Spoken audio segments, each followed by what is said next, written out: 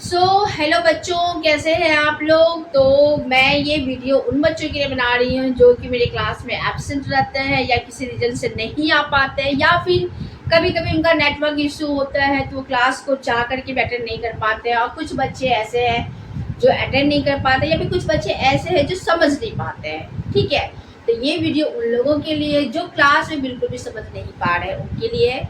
तो बिल्कुल मैं इजी तरीके से समझाई हूँ। अगर फिर भी आपको डाउट है तो आप मुझसे क्लास में पूछ सकते हो और मेरे वीडियो से जुड़ने का कोशिश करो, क्योंकि मैं आप लोगों के लिए डिप्लोमा में केमिस्ट्री, इंजीनियरिंग केमिस्ट्री के लिए बहुत डिफरेंट डिफरेंट चैप्टर को कवर करने वाली हूँ।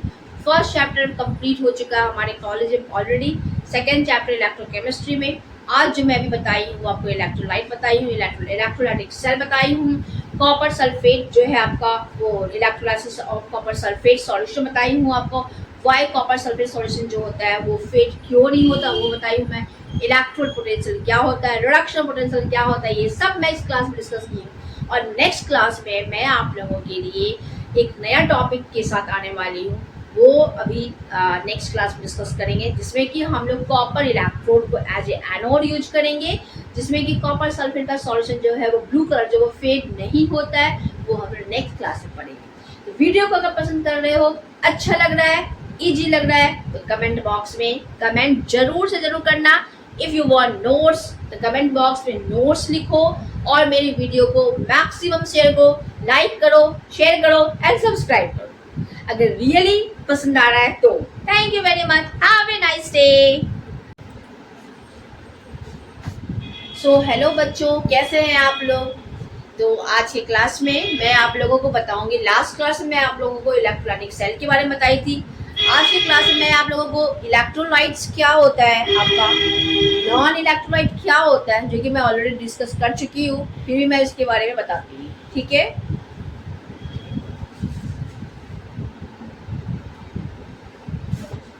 क्या हो गया आपका इलेक्ट्रोलाइट्स, क्या हो गया, द सब्सटेंस, ठीक है, विच या when it dissolve in any aqueous solution और वाटर, ठीक है, तो वो electrolyte can dissociate into different ions, जो कि आपका केटायंस हो सकता है और आपका एनायंस हो सकता है। Positively charge cations and negatively charge आपका एनायंस हो सकता है।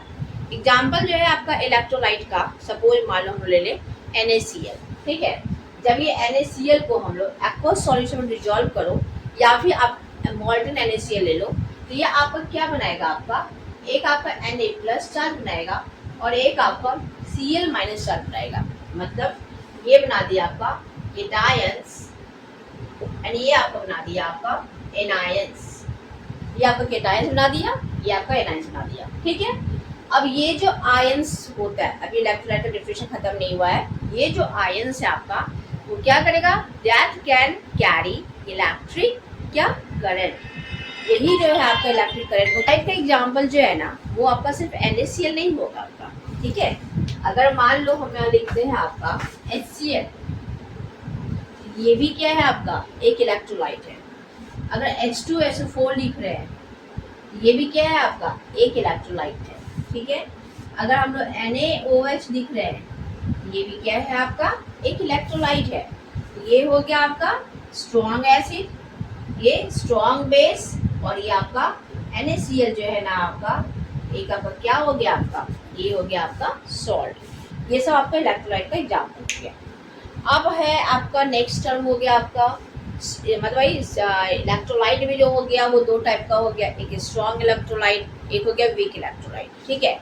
स्ट्रॉन्ग इलेक्ट्रोलाइट का एग्जांपल में आपका ये सब आपका क्या हो गया, ये सब आपका स्ट्रॉन्ग इलेक्ट्रोलाइट में आएगा, स्ट्रॉन्ग इलेक्ट्रोलाइट में आएगा, ठीक है। दूसरा मैं बताइए आप लोगों को वीक इलेक्ट्रोलाइट, जिसका एग्जांपल क्या हो गया आपका एसिटिक एसिड CH3COOH, ये जो है अमोनियम हाइड्रोक्साइड NH4OH, ये दोनों जो है आपका ये आएगा आपका वीक इलेक्ट्रोलाइट में, वीक इलेक्ट्रोलाइट, ठीक है। तो इलेक्ट्रोलाइट दो टाइप का हो गया, एक हो गया स्ट्रॉन्ग इलेक्ट्रोलाइट जिसमें कि कंप्लीटली डिसोसिएशन होता है आपका किसका, आयंस का। वीक इलेक्ट्रोलाइट जिसमें कि आपका पार्शियली डिसोसिएशन होता है किसका, आयंस का, ये इसका, सब्सटेंसेस का इनटू आयंस में आपका, ठीक है। अब मैंने एक टर्म बताया आप लोगों को अभी, नॉन इलेक्ट्रोलाइट। नॉन इलेक्ट्रोलाइट क्या हो गया आपका, मतलब a non electrolyte does not form ions, वो डिसोशिएट नहीं होगा आपका आयंस में, वो डिसोशिएट आपका नहीं होगा। नॉन इलेक्ट्रोलाइट जो है यहाँ पे लगा दो आप, नॉन इलेक्ट्रोलाइट। ये क्या बोल रहा है, ये डज नॉट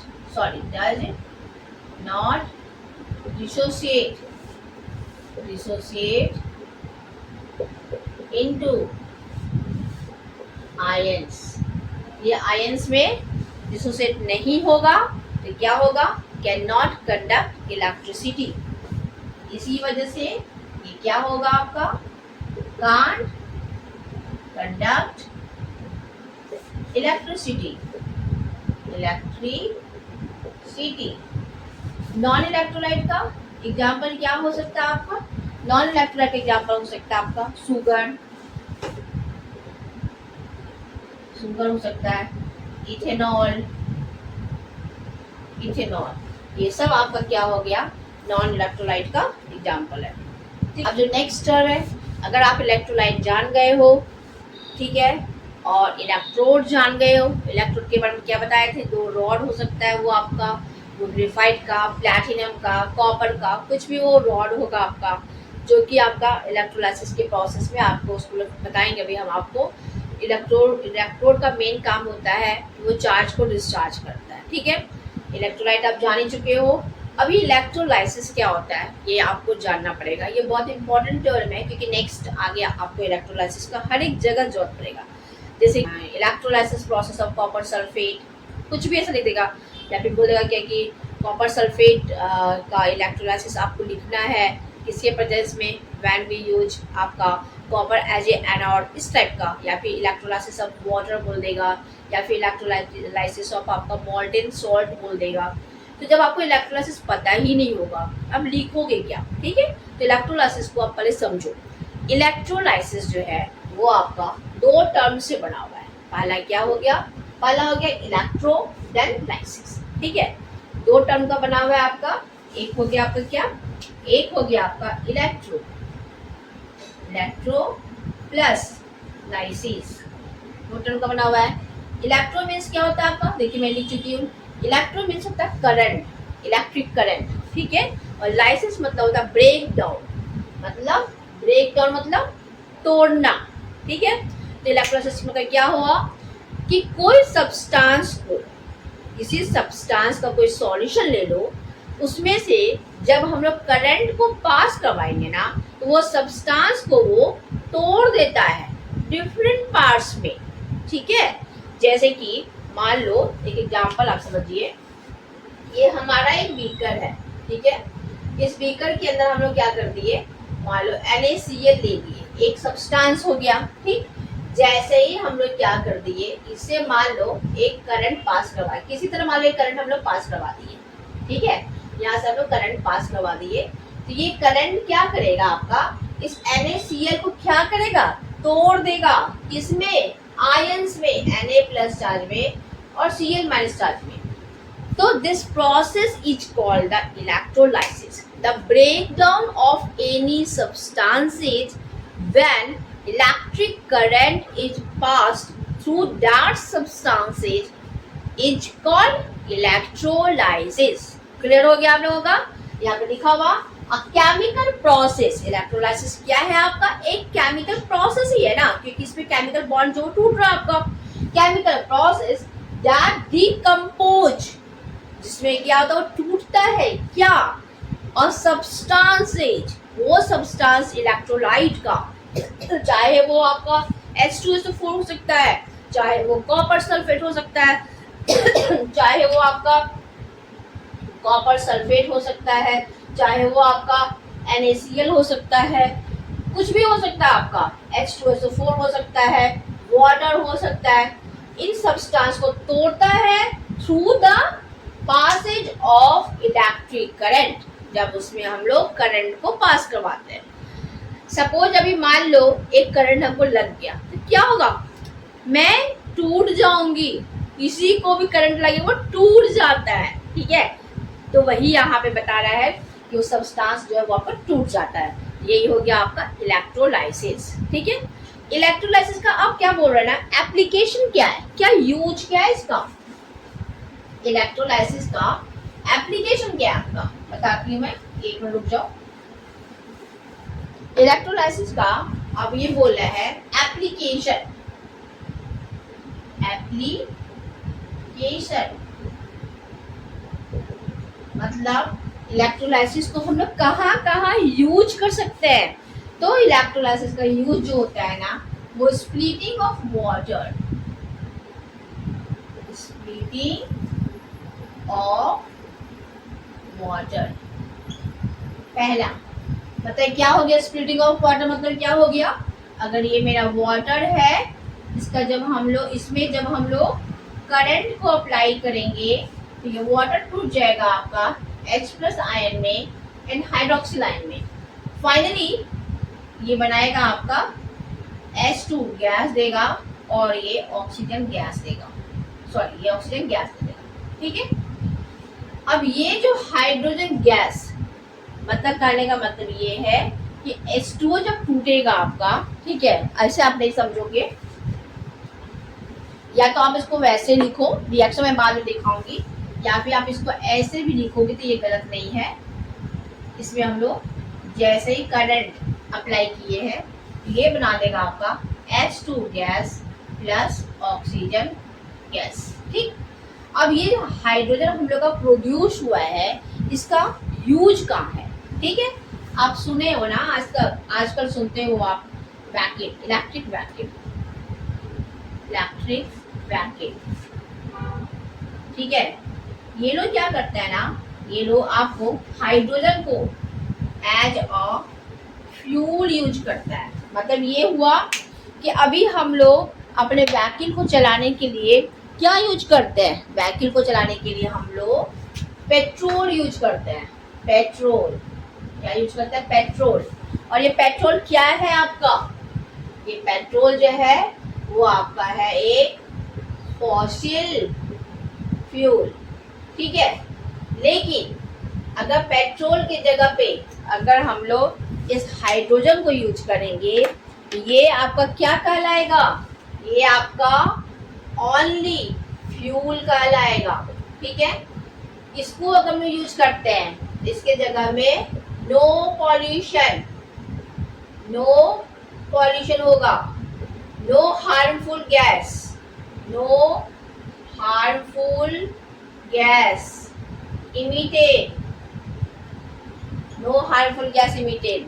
देखिए अगर पेट्रोल को जलाओगे तो बहुत सारा हार्मफुल गैस निकलेगा आपका, हार्मफुल गैस इमिट होगा, तो क्या करेगा हमारा एयर पॉल्यूशन में पार्टिसिपेट करेगा। देखिए ये जो है आपका फ्यूल वाला जो है no air pollution, no air pollution. क्या रीजन क्या है, हाइड्रोजन को अगर हम लोग मान लो फ्यूल की तरह यूज करते हैं तो वो एयर पॉल्यूशन में पार्टिसिपेट क्यों नहीं करता है, बिकॉज जब हम लोग हाइड्रोजन को एक वैक्यूम में यूज करते हैं एक फ्यूल की तरह पे, तो हम लोगों का जो बाय प्रोडक्ट होगा वो होगा ओनली वाटर, ओनली वाटर।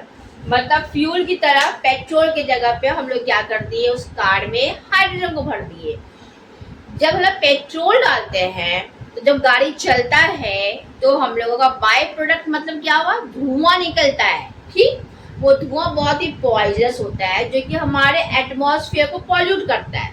लेकिन अब जो वैक्यूम आएगा या आ चुका है कुछ वैक्यूम, उस वैक्यूम में अगर आप लोग पेट्रोल नहीं डलवा करके हाइड्रोजन को डलवा दो एज ए फ्यूल, तो उस केस में धुआं नहीं निकलेगा गाड़ी चलने पे, बल्कि ओनली वाटर निकलेगा। तो क्या ये वाटर हमारे लिए हार्मफुल होगा, नो, वाटर से तो कोई हार्म इफेक्ट नहीं होता है अगर वो पॉल्यूटेड ना हो तो, ठीक है। इसमें आपका बाय प्रोडक्ट जो है, अगर हम लोग H2 को एज ए फ्यूल यूज करेंगे तो हम लोगों का बाय प्रोडक्ट जो होगा ओनली वाटर होगा, ठीक है। बस इसी वजह से इलेक्ट्रोलाइसिस वाले प्रोसेस को हम लोग यूज करते हैं ताकि हम लोगों को वाटर का स्प्लिटिंग करवा करके हाइड्रोजन और ऑक्सीजन मिले। और अगर हम लोग को ऑक्सीजन मिलेगा तो क्या ये हमारे लिए हार्मफुल है? बिल्कुल भी नहीं। ऑक्सीजन तो हमारे लिए बहुत फायदेमंद चीज होता है। ठीक है, पहला ये। दूसरा यूज क्या है आपका, एप्लीकेशन क्या है दूसरा? दूसरा एप्लीकेशन बोलते हैं ना कि आपका जो आपका ओर होता है ना, उस ओर से हम लोग क्या करते हैं, मेटल को एक्सट्रैक्ट करते हैं। ठीक है, मेटल को निकालते हैं। ठीक है, इतना डिटेल में नहीं जाएंगे क्योंकि क्लास बहुत लंबा है। अब तीसरा जो यूज है आपका, अभी मैं आपको आगे के केस में बताऊंगी जब हम लोग इलेक्ट्रोलाइसिस ऑफ मॉल्टन सॉल्ट बनेंगे, NaCl बनेंगे, तो आप देखोगे कि हम लोगों को सोडियम मेटल मिलेगा और Cl2 गैस मिलेगा। ठीक है, तो प्रोडक्शन ऑफ ये भी कर सकते हो आप क्या, फॉर्मेशन ऑफ क्लोरीन गैस और सोडियम मेटल, ये सब इसका एप्लीकेशन हो गया। ठीक है, टर्म है आपका, वो है आपका मैकेनिज्म ऑफ इलेक्ट्रोलाइसिस।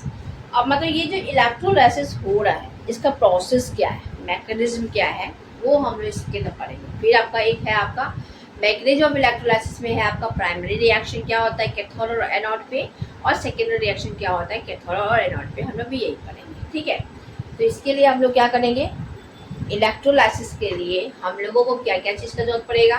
पहला कंटेनर जिसके अंदर आपका इलेक्ट्रोलाइसिस का प्रोसेस है। दूसरा हम लोग को इलेक्ट्रोलाइट चाहिए, और तीसरा हम लोग को इलेक्ट्रोड चाहिए, और चौथा क्या चाहिए, हम लोगों को DC पावर सप्लाई चाहिए। ठीक है, तभी हम उसको ड्रॉ करते हैं। तो पहले हम लोग को एक कंटेनर चाहिए। ठीक है, अब मान लो ये मेरा एक कंटेनर हो गया, ये मेरा क्या हो गया, एक कंटेनर हो गया।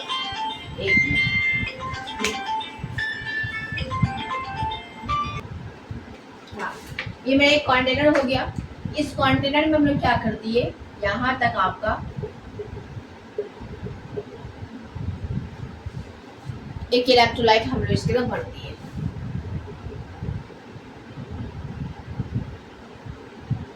ठीक, अब इस कंटेनर में हम लोग क्या करेंगे, 2 इलेक्ट्रोड डालेंगे। ठीक है, अब यहाँ पे हम लोग क्या कर दिए, 2 इलेक्ट्रोड डाल दिए, एक और ये 2 इलेक्ट्रोड डाल दिए। ठीक, अब क्या हो गया, अगर इलेक्ट्रोलाइसिस का प्रोसेस करना है, इलेक्ट्रोलाइट है, इलेक्ट्रोड है, तो इलेक्ट्रोलाइसिस के लिए हमको करंट भी चाहिए, तो हम लोग DC सप्लाई अप्लाई करेंगे, मतलब बैटरी से इलेक्ट्रिक करंट लेंगे, डायरेक्ट करंट अप्लाई करेंगे।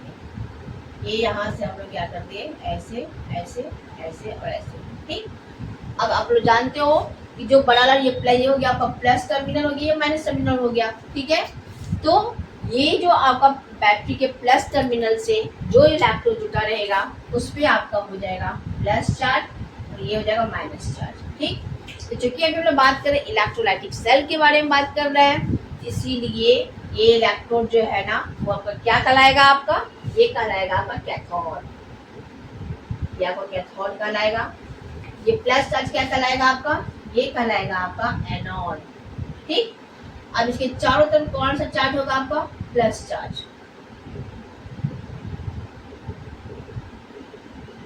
इस पे माइनस चार्ज। ठीक है, ये हो गया आपका। ठीक, तो मैकेनिज्म हम लोग क्या पढ़ेंगे, मैकेनिज्म लोग ये पढ़ेंगे कि जब हम लोग DC पावर अप्लाई करते हैं, किसमें, आपका इस इलेक्ट्रोड में। ठीक है, तो क्या होगा, ये जो करंट जब आपका फ्लो होगा तो इस कंटेनर के अंदर जो आपका क्या है, आपका इलेक्ट्रोलाइट है, वो आपका डिसोसिएट हो जाएगा आयंस में। ठीक, अब यहाँ पे क्या होगा, कुछ आयंस जो है आपका कैथोड पे डिपॉजिट होगा, कुछ आयन जो होता है एनोड पे होगा, या क्या होगा वो हम लोग पढ़ेंगे। जैसे करंट पास हुआ तो ये बन गया आपका Na+ चार्ज, और ये ये प्लस चार्ज बना दिया, और Cl पे माइनस चार्ज बना दिया। ठीक है, अब क्या होगा, जैसा कि हम जानते हैं कि जैसे कि हमारा करंट पास हुआ तो यहाँ से करंट लिख दो, ये बना दिया तुम्हारा Na पे प्लस चार्ज और Cl पे माइनस चार्ज बना दिया। ठीक है, अब क्या होगा आपका, ये जो Na+ चार्ज है ना वो कहाँ जाएगा, ये माइनस चार्ज के पास जाएगा दौड़ा। क्यों, ताकि वो चाहते हैं कि उसको इलेक्ट्रॉन मिल जाए और वो डिस्चार्ज हो जाए, मतलब इसकी वजह चार्ज का टेंशन है वो हट जाए। ठीक है, तो सोडियम चला गया कैथोड की तरफ, रिएक्शन क्या होगा आपका, रिएक्शन एट कैथोड, क्या होगा आपका Na+ चार्ज, इलेक्ट्रॉन को ले लिया और वो बना देगा आपका एक सोडियम मेटल। ठीक, अब Cl क्या करेगा, वो जाएगा आपका इस एनोड के पास, अरे भाई मेरे पास एक्स्ट्रा इलेक्ट्रॉन है, तुम ले लो, मेरे को डिस्चार्ज होना है, नॉर्मल होना है। ठीक है, ये क्लोरीन क्या करेगा, इस इलेक्ट्रॉन को, अपना इलेक्ट्रॉन को दे देगा। ठीक है, तो रिएक्शन एट एनोड में क्या होगा आपका, रिएक्शन एट एनोड क्या होगा, Cl- चार्ज जो है ना, वो आपको क्या करेगा, आपका Cl- चार्ज जो है वो इलेक्ट्रॉन दे करके ये 2 इलेक्ट्रॉन को लॉस कर दिया।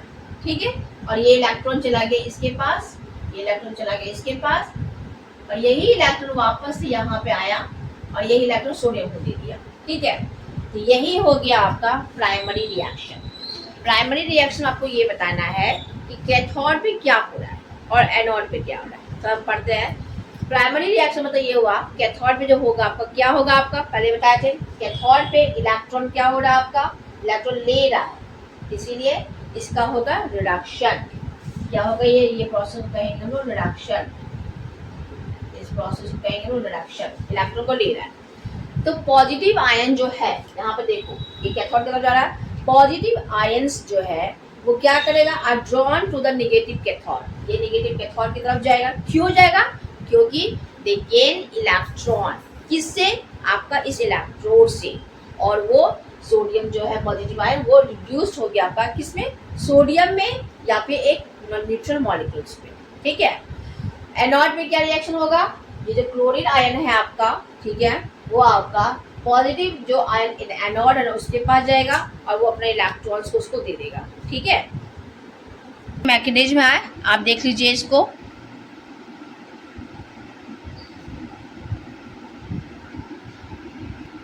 ये देखो इस पिक्चर को आप देख रहे हो ना, ये हो गया तुम्हारा क्या, ये हो गया आपका एनोड प्लस चार्ज वाला, ये हो गया माइनस चार्ज का कैथोड, है ना। तो कैटायन जो है Na+ आयन कैथोड की तरफ जाएगा, एनोड इधर की तरफ जाएगा। ठीक है, ये मैकेनिज्म है इसका। An external voltage is applied to the electrolyte, causing positive ions to migrate to the negative cathode and gain electron, while negative ion migrate to the positive anode and loss electron. वही same चीज हम यहाँ आपको दिखा रहे हैं, cathode पे sodium ion क्या किया, इलेक्ट्रॉन को गेन किया है, यहाँ पे देखिए इलेक्ट्रॉन को गेन किया है और वो रिड्यूस हो गया है सोडियम आयन में, जबकि ये Cl- के पास एक्स्ट्रा इलेक्ट्रॉन था, ये अपना एक्स्ट्रा इलेक्ट्रॉन किसको देगा, इस एनोड को देगा, इसीलिए वो क्या किया, यहाँ पर रिएक्शन जो होगा एनोड पे वो ऑक्सीडेशन रिएक्शन होगा। Cl क्या कर दिया, Cl2 में कन्वर्ट हो गया, गैस बना दिया और एक इलेक्ट्रॉन एक्स्ट्रा निकाला, ये इलेक्ट्रॉन चला गया इस एनोड के पास और इस करंट इस वायर के थ्रू होते हुए फाइनली वो कैथोड के पास गया, जहाँ पे कि सोडियम पहले से ऑलरेडी वेट कर रहा है इलेक्ट्रॉन के लिए। तो यही हो गया आपका मैकेनिज्म ऑफ इलेक्ट्रोलाइसिस। तो यही हो गया आपका प्राइमरी रिएक्शन। प्राइमरी रिएक्शन आपको दिखाना है कि एनोड पे क्या हो रहा है, कैथोड पे कौन सा रिएक्शन हो रहा है। अब अगर बात करेगा आपका सेकेंडरी रिएक्शन का, मैकेनिज्म ऑफ इलेक्ट्रोलाइसिस में ही आपको बोला जाएगा कि सेकेंडरी रिएक्शन क्या होता है। सेकेंडरी रिएक्शन,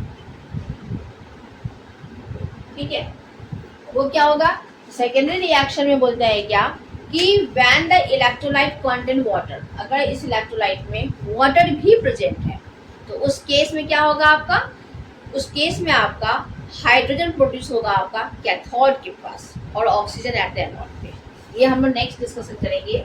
व्हेन इसमें आपका वाटर प्रेजेंट रहेगा ना, उस केस में इस कैथोड के पास आपका, कैथोड के पास H2 गैस प्रोड्यूस होगा, जबकि एनोड के पास आपका ऑक्सीजन गैस प्रोड्यूस होगा।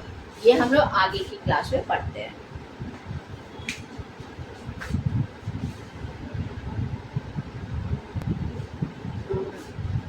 इलेक्ट्रोड पोटेंशियल मतलब क्या होता है, जो नेक्स्ट टर्म है आपका इलेक्ट्रोड पोटेंशियल है, उसका मतलब क्या होता है, मतलब ये हुआ कि किसी भी इलेक्ट्रोड का जो टेंडेंसी होता है कि वो इलेक्ट्रॉन को एक्सेप्ट करेगा कि लॉस करेगा, उसी टेंडेंसी को हम लोग मेजर करते हैं, ठीक है ना, वही टेंडेंसी को ही हम लोग कहते हैं इलेक्ट्रोड पोटेंशियल। जैसे लास्ट क्लास में लास्ट वाले स्लाइड में पहले वाले बताई थी मैं आपको NaCl का, जो भी मैं इलेक्ट्रोलाइसिस बताई थी, उसमें क्या था आपका, एक एनोड था एक कैथोड था, दो इलेक्ट्रोड था आपका।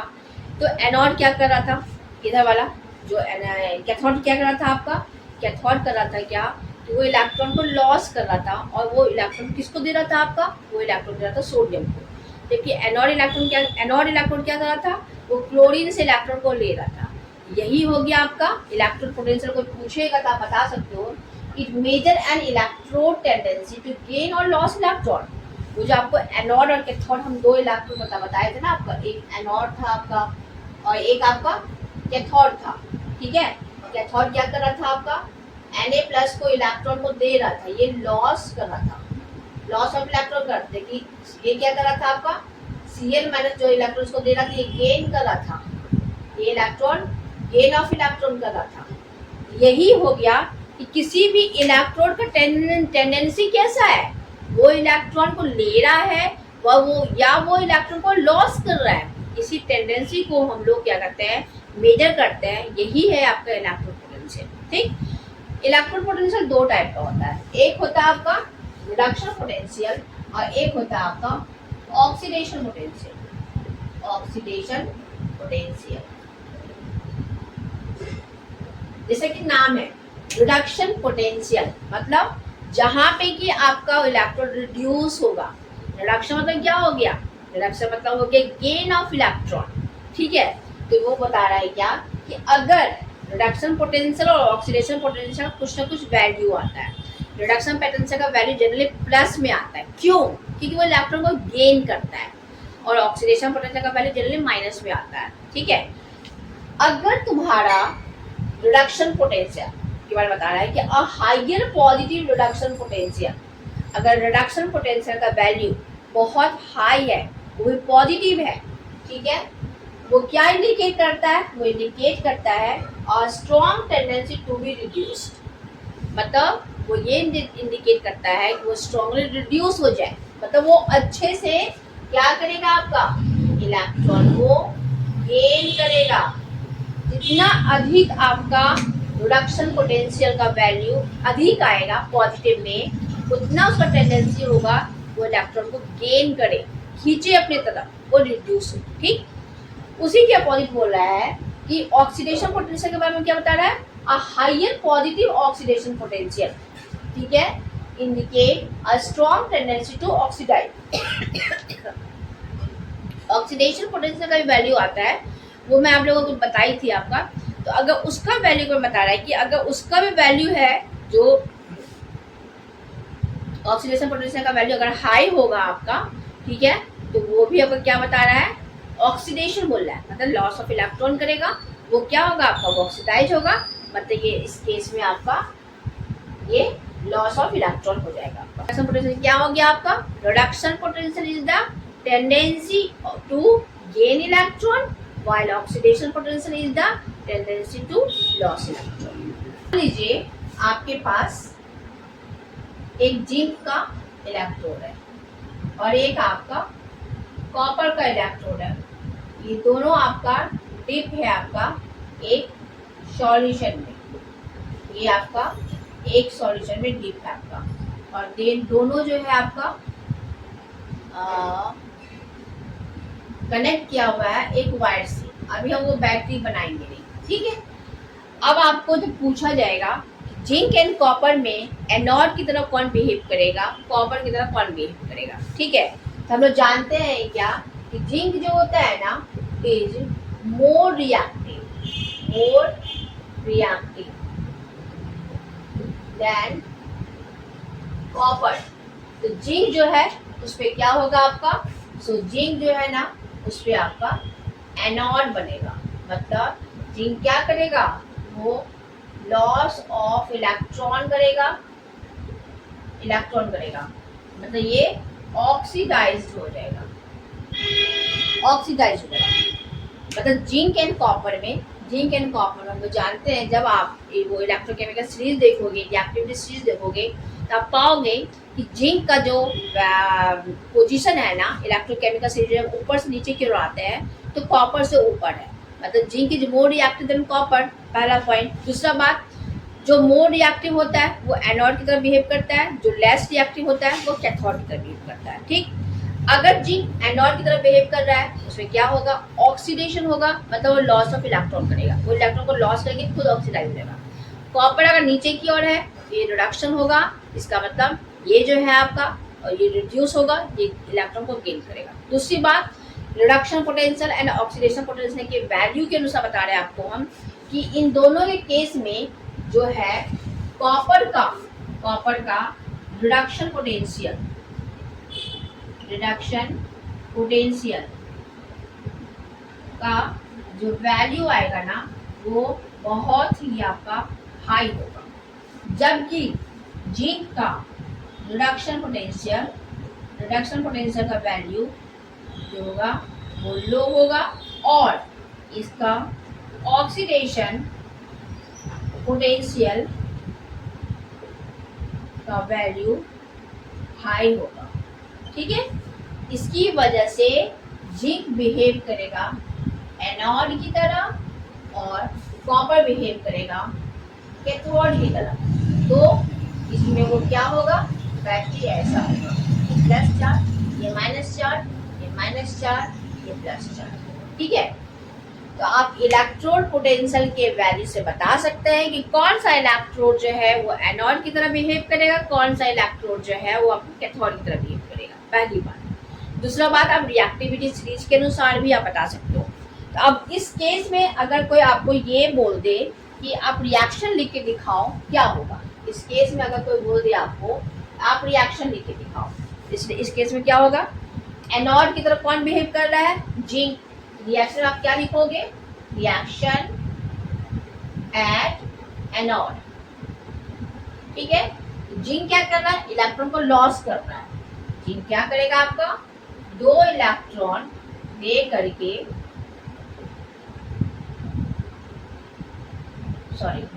करके जिंक में 2+ चार्ज बना देगा, मतलब इसका हो रहा है ऑक्सीडेशन। ठीक है, अब जिंक पे तो आपका ऑक्सीडेशन हो रहा है, मतलब ये क्या कर रहा है, इसके अंदर Zn पे +2 बना रहा है और यहाँ से वो इलेक्ट्रॉन दे रहा है। अब ये इलेक्ट्रॉन जो है ना वो यहाँ पे आ रहा है, कॉपर इसको गेन करेगा। ठीक, अब यहाँ पे क्या होगा, इस सॉल्यूशन में पहले ही कॉपर 2+ प्रेजेंट करता है। कैसे, देखिए क्या होता है, वो सॉल्यूशन जब हम लोग यूज करेंगे ना, क्योंकि इसके अंदर सॉरी ये हम लोग को सेपरेट बनाना पड़ेगा, आई एम सो सॉरी, ये मैं बताना भूल गई थी, इसके ऊपर सेपरेट सॉल्यूशन रहेगा। इसके अंदर रहेगा आपका जिंक सल्फेट, इसके अंदर रहेगा आपका कॉपर सल्फेट। ठीक है, वो मैं आगे बताऊंगी। ठीक है, ये एक सेपरेट आपका इसमें रहेगा, कंटेनर में रहेगा, एक सेपरेट कंटेनर में रहेगा, दोनों आपका एक सॉल्ट ब्रिज के थ्रू जुटा हुआ रहेगा एंड देन आपको ये ऐसे रहेगा। तो कॉपर सल्फेट में पहले से प्रेजेंट है यहाँ पे, तो यहाँ पे ये क्या करेगा, कॉपर जो है ना सेम सॉल्यूशन में प्रेजेंट होने की वजह से वो पहले से ही वो आपको डिसोसिएट हो जाएगा कॉपर 2+ चार्ज में। इस सॉल्यूशन में कॉपर 2+ चार्ज पहले से प्रेजेंट है और वो चाहता है कि वो रिड्यूस हो जाए, वो इस इलेक्ट्रॉन को ले लेगा, फाइनली वो इलेक्ट्रॉन को गेन करके, ये दो इलेक्ट्रॉन को गेन करके वो बना देगा कॉपर। और ये कॉपर क्या करेगा आपका, ये इस इलेक्ट्रोड के चारों तरफ जो है ना वो कॉपर जो है ना पिंक कलर का डिपॉजिट हो जाएगा। यही रिएक्शन आपको दिखाना है इलेक्ट्रोड पोटेंशियल में। ये है आपका इलेक्ट्रोड पोटेंशियल। जिंक को जिंक सल्फेट के सॉल्यूशन डिप करेंगे, कॉपर को कॉपर सल्फेट के सॉल्यूशन डिप करेंगे। NaCl जो ये सॉल्ट ब्रिज है जो कि इलेक्ट्रोलाइट को बैलेंस करता है और यहाँ पर हमने इलेक्ट्रिक करंट अप्लाई कर दी है। ठीक है, आप देख सकते हैं। तो जिंक क्या कर रहा है, आपका इलेक्ट्रॉन को लॉस कर रहा है, ये देखो ये इलेक्ट्रॉन को लॉस कर रहा है और ये इलेक्ट्रॉन जा रहा है इसके थ्रू यहाँ। कॉपर सल्फेट ऑलरेडी आयंस में प्रेजेंट था, ये इस इलेक्ट्रॉन को गेन कर रहा है। एट एनोड पे क्या हो रहा है, ऑक्सीडेशन, और कैथोड पे क्या हो रहा है, रिडक्शन। नेक्स्ट टॉपिक जो है आपका वो है आपका electrolysis of copper aqueous copper sulphate solution. ठीक है, बाय यूजिंग किस टाइप का इलेक्ट्रोड यूज करेंगे, इसमें दोनों इलेक्ट्रोड जो यूज करेंगे ना हम लोग प्लैटिनम इलेक्ट्रोड का यूज करेंगे। प्लैटिनम इलेक्ट्रोड यूज कर रहे हैं हम लोग। ठीक है, हाँ, इसमें हम लोग यूज कर रहे हैं बाय यूजिंग प्लैटिनम इलेक्ट्रोड। ठीक, उसके हम लोग क्या करेंगे, एक कंटेनर लेंगे, इसमें हम लोग 2 प्लैटिनम का रॉड ले लिए, इसके अंदर हमें ब्लू कलर का कॉपर सल्फेट का सॉल्यूशन ले लिया। इसका हम लोग को इलेक्ट्रोलाइसिस करवाना है, तो क्या करना होगा हम लोगों को, करंट फ्लो करवाना पड़ेगा।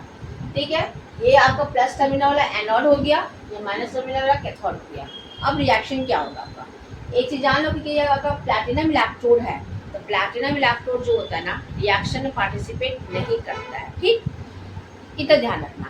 जैसे हमें इलेक्ट्रिक करंट पास करवाए तो इसके अंदर ये है आपका एक्वस सॉल्यूशन है।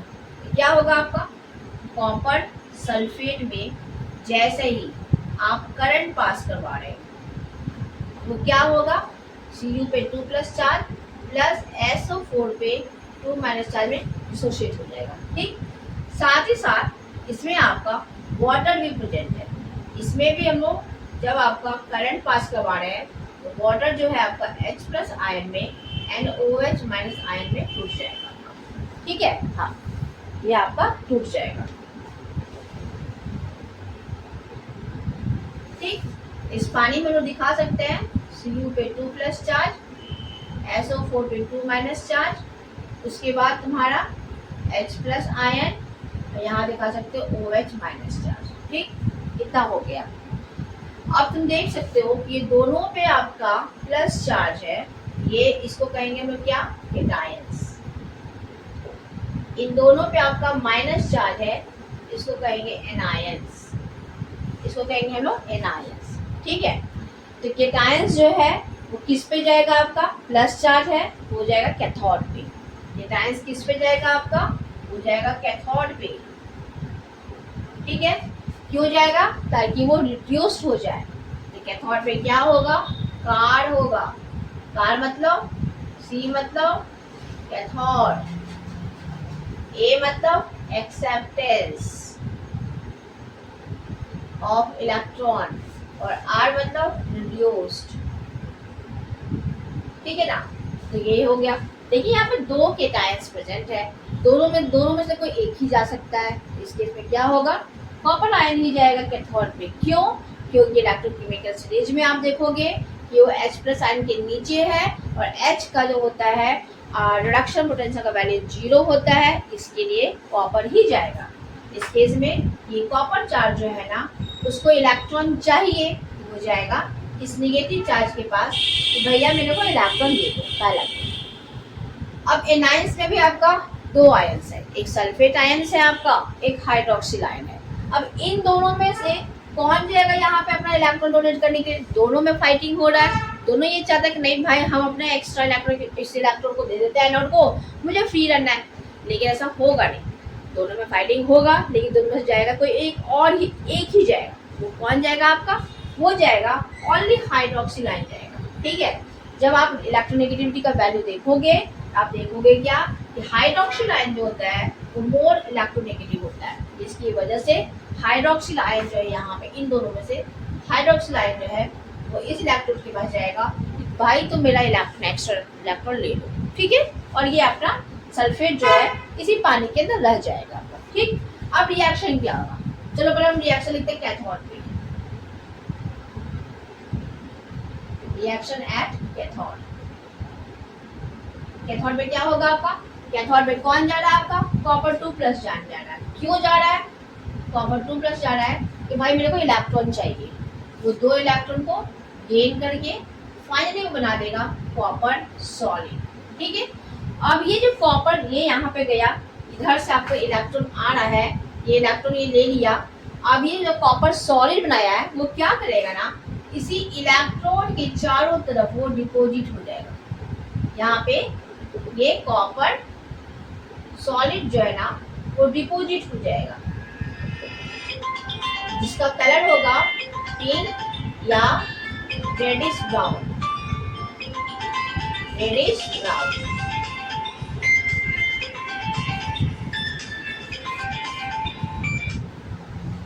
ठीक है, ये हो गया। कॉपर यहाँ पे क्या हो रहा है, इलेक्ट्रॉन को गेन कर रहा है, इसीलिए यहाँ पे इसका ऑक्सीडेशन होगा।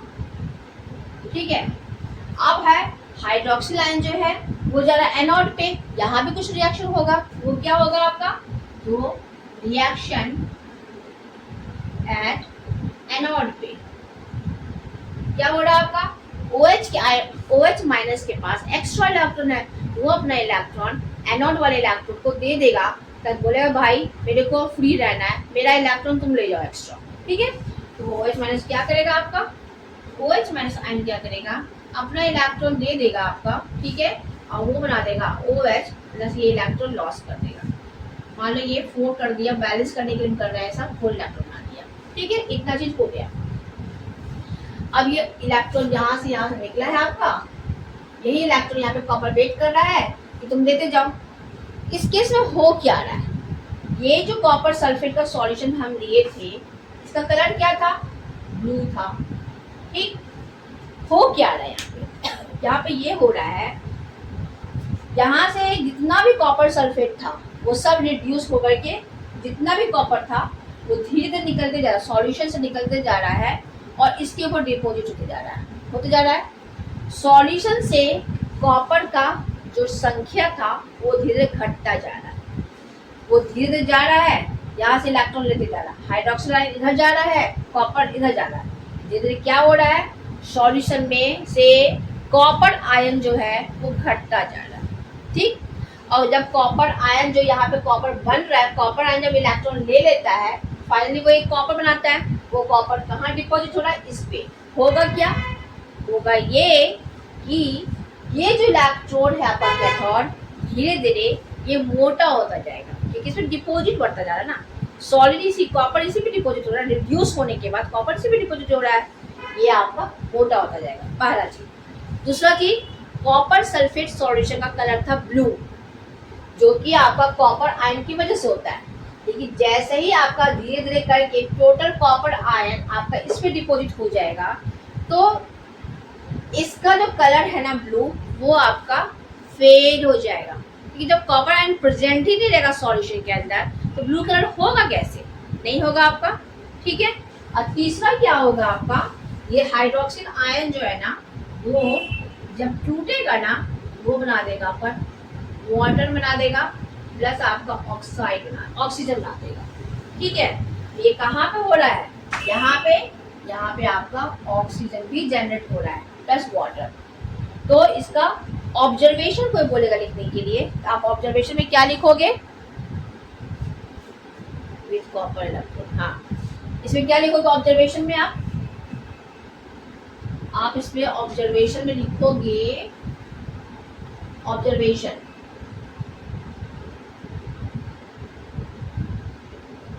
में लिखोगे पहला पॉइंट, मास ऑफ कैथोड क्या होगा, increases, mass of cathode increases. दूसरा क्या करेगा आपका, blue colour of copper sulphate, blue colour of copper sulphate जो होगा वो आपका फेड हो जाएगा। तो ये दो चीज होगा आपका जब हम लोग कॉपर सल्फेट सॉल्यूशन का इलेक्ट्रोलाइसिस करेंगे, व्हेन हम लोग प्लैटिनम और ग्रेफाइट इलेक्ट्रोड लेंगे तब, ठीक है। एक और कंडीशन ऐसा आएगा जब आपका इसी कॉपर सल्फेट सॉल्यूशन का कलर जो है वो फेड नहीं होगा, वो हम लोग नेक्स्ट क्लास में पढ़ेंगे, जिसमें कि हम लोग ये जो एनोड हम लोग कॉपर प्लैटिनम यूज कर रहे हैं इस केस में, उस केस में हम लोग क्या करेंगे, एनोड जो है वो कॉपर इलेक्ट्रोड यूज करेंगे। तो उस केस में क्या होता है, कलर फेड क्यों नहीं करता है, वो हम लोग नेक्स्ट क्लास में पढ़ेंगे। तो अगर आपको ये क्लास समझ में आ रहा है तो मेरे वीडियो को लाइक करें, शेयर करें एंड सब्सक्राइब करें। नेक्स्ट वीडियो के लिए वेट करें और थैंक यू। कोई क्वेश्चन हो तो कमेंट बॉक्स में जरूर पूछें। Thank you.